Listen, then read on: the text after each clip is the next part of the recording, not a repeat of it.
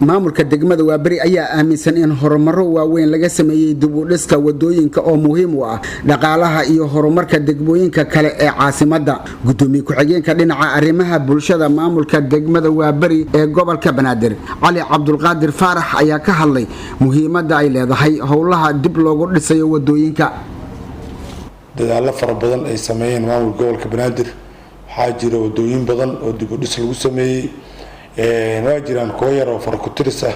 oo aan weli dib u habeyn lagu sameynin iyagana oo qorshahooda iyo mashaariicdooda gobolka Banaadir uu soo wado annaga ka maamul ahaan degmada Waaberi wadooyin maamulka gobolka Banaadir oo noo dhisay waa jiraan wadadan Makaal Mukarrama ee Hodan iyo Howlwadaag nagala dhaxaysa kamid ah wadada 15 Oktoobar oo kala kamid ah Waaberi waxaa dhiman laba wado wadadan via Uganda iyo wadada via Liberia iyadana dadaaladoodu way socdaan wadooyinka la dhisay qaarkood ayaa waxa ay ku yaalaan degmada Waaberi ee gobolka Banaadir hase yeeshee waxa meelaha qaar ka muuqda inaysan shacabka degan siin daryeel iyo nadiifin si taasi looga fogaado loona ilaaliyo wadooyinka oo ah mid u dhaxaysa bulshada oo dhan ayuu maamulka degmada Waaberi shacabka degan degmadaasi u jeediyay inay iska xil saaraan gudoomiyaha degmada Waaberi ee gobolka Banaadir Cabdicasiis Cismaan Jaamac ayaa kula dardaarmay bulshada ku dhaqan degmada Waaberi inay ka shaqeeyaan soo celinta bilicda degmada iyo ka shaqeynta dib u dhiska wadooyinka dhexmara degmada Waaberi ee gobolka Banaadir. jidadka degmada Waaberi inta anaga nimid hortaan dhowr jid la furay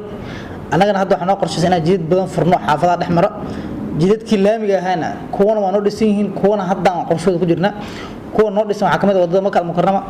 wadadan oo 15 Oktoobar hormarta xagga marta kuwa qorshooda aan ku jirno waxa kamid ah wadadan via Liberia oo hadda dadkii deegaanka isku yeernay oo arma isxilqaan dadka inay ku dhistaan dadka isku yeernay gudiyo u sameeyay maamul gobolka amarkiisa gudoomiyaha gobolka Banaadir amarkiisa duqa magaalada ahaa in dadku ay waxay dhistaan gobolka Banaadir oo kabo arintaas wadna gudiyada u sameeyay hadda processka meel fiican mar waxaan rajaynayaa insha Allah inay bilaabato wadadan kale oo degmada horumarto Uganda ayadana shaqo fiican ka socoto dadka deegaanka ayadana waa la kulmiyay phase 2 waay wajiga labaad waay wajiga koowaad waxaan fiilay Liberia aan dhisno wajiga labaadna waxaan rabnaa inaan sameeyno insha Allah wadadan oo degmada horumarto Uganda shaqo fiican socoto degmada si guudna waa okay waa nadaafada iyo shaqada fiican wadna